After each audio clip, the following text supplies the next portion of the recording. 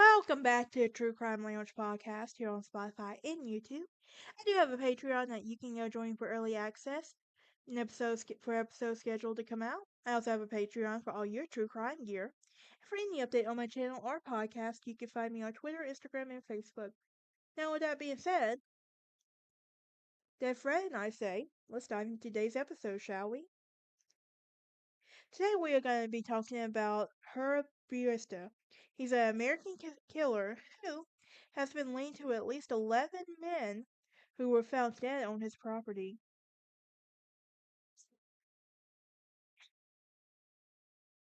Herbert Richard Baumeister, Herb, was 49 when he was a businessman, husband, and father and suspected serial killer. During the 1990s, he was arrested of an Indianapolis suburb in Westfield, Indiana.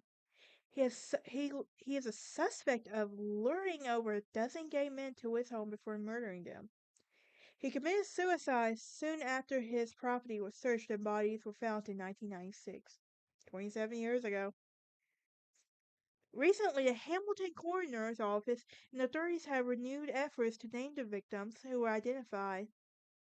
Fox Hollow Farm is a sprawling 18-acre estate that is owned by Herb in the Westfield, Indiana. So how did this gruesome discovery come about? Well, on June 24th, 1996, Herb's young teenage son, Eric, discovered the bones while on the family's 18-acre Fox Hollow Farm estate in the secluded wood area of Hamilton County. The bones were located approximately 60 yards from the home. Oh, this sounds so familiar. Dayton Daily News reported that Eric found the skull and showed it to his mom, Julie, who was located the rest of the skeleton in the fallen leaves. When she confronted her husband, Herb explained it away, telling his family that it was a medical skeleton, part of his late father's anesthesiologist's medical practice. Late father's. Interesting. He said that he had buried it in the yard after days in the garage while cleaning it out, and it seemed to make sense to his wife. Herb was a collector and kept everything. So he was a hoarder. Come on. Let's say it. We don't have to say collector anymore. We can say hoarder.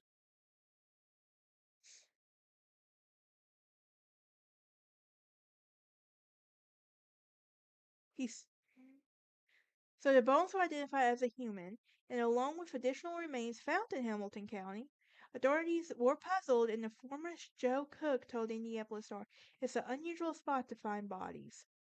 Most of the bones were located in two dense locations in the wood, some partially burnt. During during the search in 1996, authorities discovered about 10,000 bone fragments, give or take, belonging to several missing men. The remains are being analyzed and compared to missing people in the FBI National Crime Information Center database. The police estimate that there are as many as 25 victims located at the Fox Hollow Farm. Herb committed suicide, shooting himself in the head less than 2 weeks after the remains were discovered. Who exactly was Herb? Well, he was born in Indianapolis, Indiana, April 7, 1947, to an anesthesiologist, Herbert Eugene Baumeister and Elizabeth Baumeister. He was the oldest of four, and he reportedly grew up in a normal suburban childhood. His friends reported that he had traits of urophilia, a condition that caused him to wonder what human pee tastes like. This and also creating a sexual arousal. Yeah. Yeah. Yeah. He he also liked urinating on teacher's desk and playing with dead animals during his teens. We all know what that leads to, right? Come on now, I can't be the only one. His dad sent him for a psychiatric evaluation, and he was diagnosed with paranoid schizophrenia and an antisocial personality disorder, but he never received any medical treatment. He attended North Central High School, but never fit in and spent much of his time alone. In 1965, he attended Indiana University but dropped out after one semester.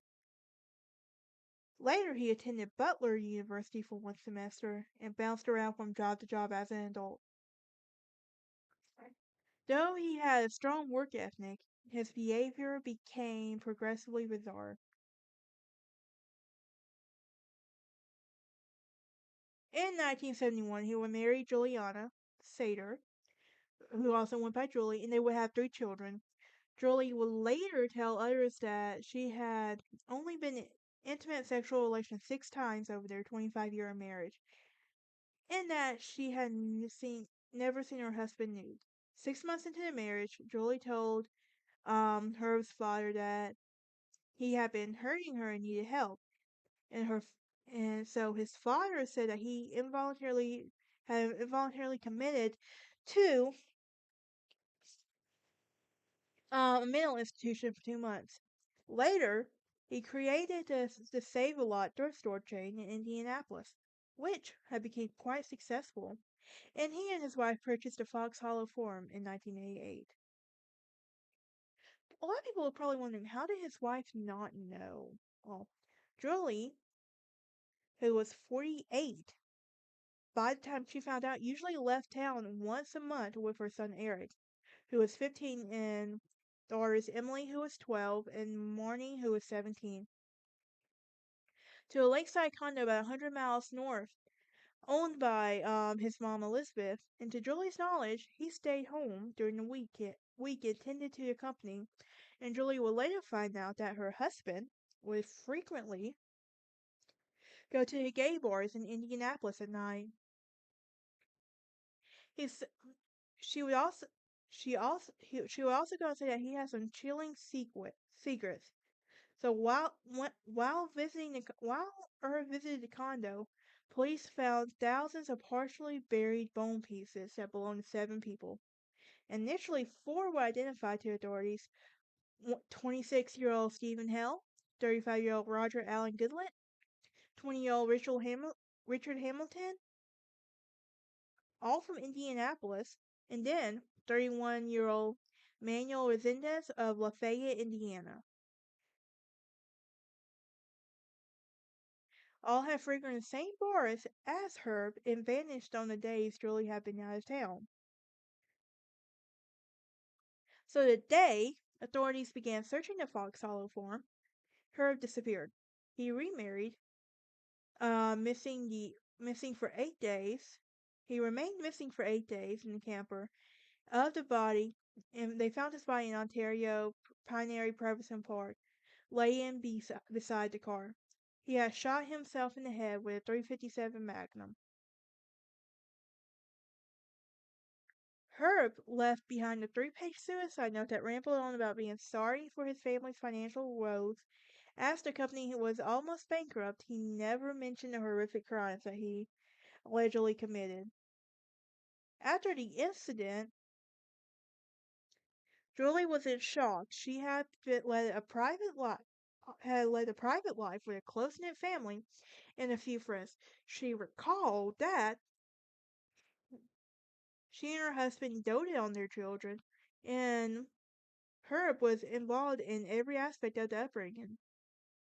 To those outside the family, they lived an idyllic family life. Julie had no idea that Herb was a predator and would frequently go to the Metropolitan Restaurant and nightclub, a population popular for gay males. The owner of the club, Jim Brown, told People magazine that Herb never seemed comfortable being there. So why did he go if he was never comfortable there? Well, in 1933, gay men began vanishing from Indianapolis. 10 would disappear over 2 years. Authorities suggest that searched gay bars, questioned patrons, and posted flyers, but leads were few. However, in 1994, a man told the police about an encounter he had with a man named Brian. And I put Brian in quotes for those of you that are listening. He said that they went to the estate, and at Brian's direction they engaged in autoerotic asphyxia, which involved sex and suffocation. The man had been distressed by the encounter and in 1995, He saw Bryant again, concerned about the rash and disappearance of gay men. He wrote Bryant's license plate number down. This was a critical lead that police needed to identify Bryant as Herb Baumeister. Alan Livingston vanished from Indianapolis on August 1993 and was one of the first victims identified. So, was he operating before 1993? Between June 1980 and October 1991, authorities began finding bodies along I-70, still unsolved. The serial killer was given the name I-70 Strangler. The killer met the victims at popular gay bars within 4 block radius of Indianapolis. Authorities believe that Earp was also the I-70 Strangler. In total, he, 12 men were recorded as his victims. According to FBI profilers, the killer was a white man between the ages of 20 and 30 who worked a low-skilled job and was a fan of military paraphernalia and led a healthy lifestyle. During the day, the killer expressed homophobic views but secretly a latent homosexual that a young man due to self-hatred and shame. All remains were located at the Baumeister's property, and he was named a primary suspect in I-70 cases. Alan Livingston of Indianapolis went missing when he was 27 in August of 1993. He is one of the first victims identified when County Coroner Jeff Jellison sent a batch of 44 DNA samples to the State Department in late 2022, and they have linked Herb to 9 victims. Jellison asked family members of the missing men during the 1980s and 90s to submit DNA samples to help with identification. Eric Pranger was one of the first family members to call and submit DNA, and it's confirmed Alan Livingston was one of Herb's victims. Pranger told the Indy Star that he submitted DNA because he pleaded. He suspected Livingston could have been one of Earth's victims. Pranger was only 6 and did not know his cousin well. But there was a rush because of Livingston's murder. Sharon had terminal cancer and deserved to know what happened to her son. Officials say that investigation is ongoing to work the nearly 10,000 human remains rediscovered at the property. As for Julie and her children, they remain shocked to find out that her husband and their father had committed such gruesome acts in the scope of things. Julie had her 3 children, are also victims of her, and must try to reconcile their love and along with their other betrayal. She will even go on to tell people that our biggest question is how he could do this to us. And I thought he loved us. And happiness is, as we know, is never going to return. That is it for today's episode. I will see y'all next time. Y'all have a great day.